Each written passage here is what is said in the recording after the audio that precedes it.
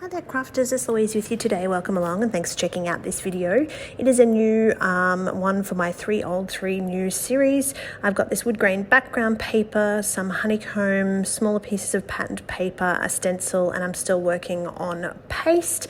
I am also going to use some of my stash of rub-ons. I have got so many rub-ons. I seem to have just bought them every time rub-ons were released. There's a couple of different brands, but most of them are 49er Market. So yeah, leave me a little comment if you've got a huge stash of 49er Market rub-ons available to you.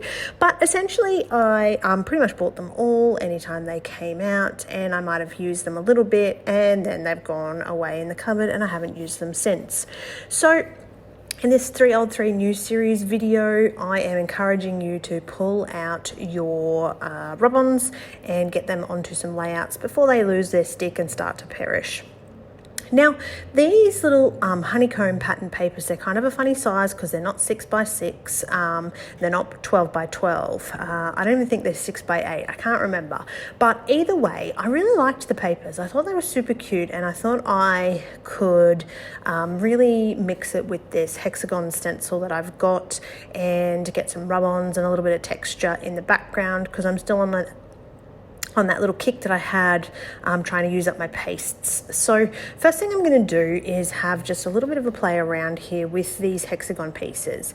You can see I've already chosen a photo, and I went with a black and white photo because it gives me the freedom to really just use whatever colors I like. I don't have to worry about coordinating it with the layout itself. I can simply just create, and that's a great way for me. I like things to be nice and easy. So I'm cutting in a few of these hexagon pieces. There are some pattern papers that have different sizes. So there are some smaller ones and some larger ones. And you'll see as I go off camera in a little while, you'll see me use some of the smaller hexagons, which I actually mount up on some foam pieces to give dimension and add later. So in my head, I actually have no idea how this layout's going to go. I'm really just cutting and playing and laying a few things out. I didn't officially attempt to place my photo there. It was more just circumstance that I'd laid a few things out and decided to roll with it. So this is where I'm going to start to overlay some of these rub-ons.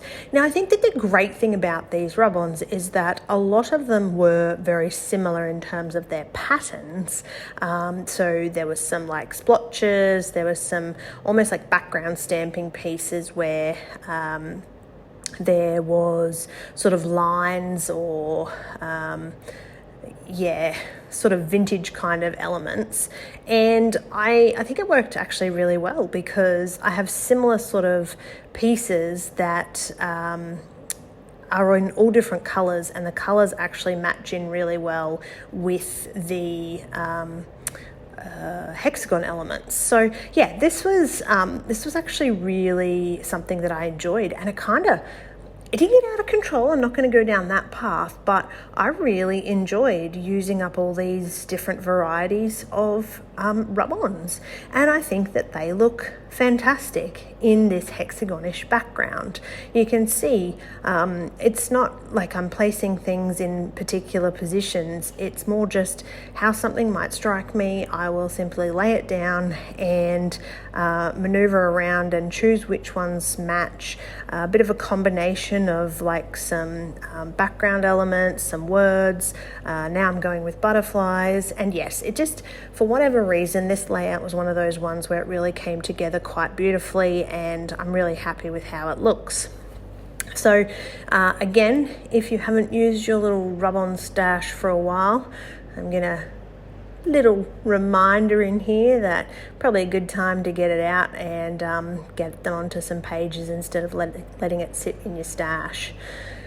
All right, now you'll also notice about this layout that towards the end, I kind of forget that paste was one of my stash items, and paste is a little bit of an afterthought. So if you are looking to include more paste on your layouts, I'm going to give you a little tip at the end of this about just a super easy way that you can use your paste that doesn't have to go through a stencil.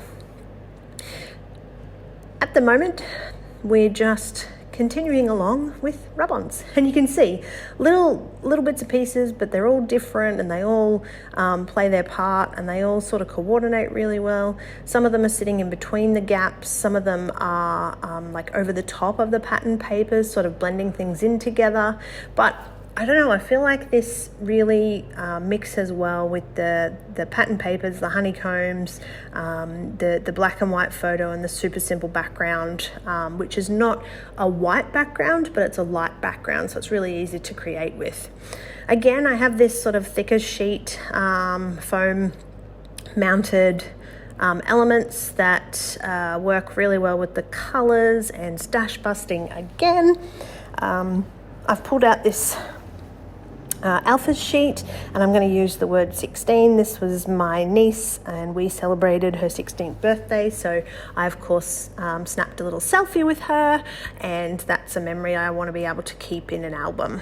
So starting to lose the photo a little bit with the elements that I've got built in there, which means that to give it that little bit of added dimension and help it stand out that little bit more, I'm just going to pop that onto some black. And the super simplest, easiest thing you could do, mounting something on black, but so striking in how it actually affects the layout.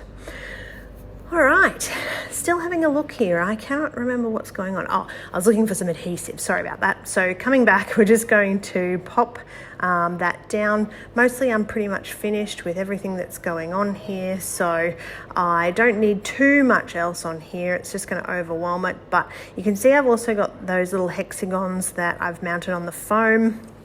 So they're going to go around the page in different positions as well. And again, just adding some dimension and blending in that sort of theme that we've got going on.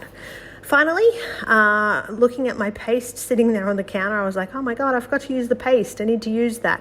And it actually worked out pretty perfectly because I'm going to use that as the border. So I'm just going to take my spatula and just lightly and gently fill in any areas that don't already have something attached or covering that border sort of section. And I'm just going to add a tiny little bit of paste into the border. So I really had fun with this layout. I know this video is a little bit longer than what I would normally share with you, but I hope that you've enjoyed that, and I will say it again, get those supplies out, get them used, make projects. They are not going to last forever sitting in your stash, so make sure that you are getting creative when you can. Thank you so much for visiting and for watching. I hope you enjoyed, and if you're not already a subscriber, I would love it if you would hit that little button.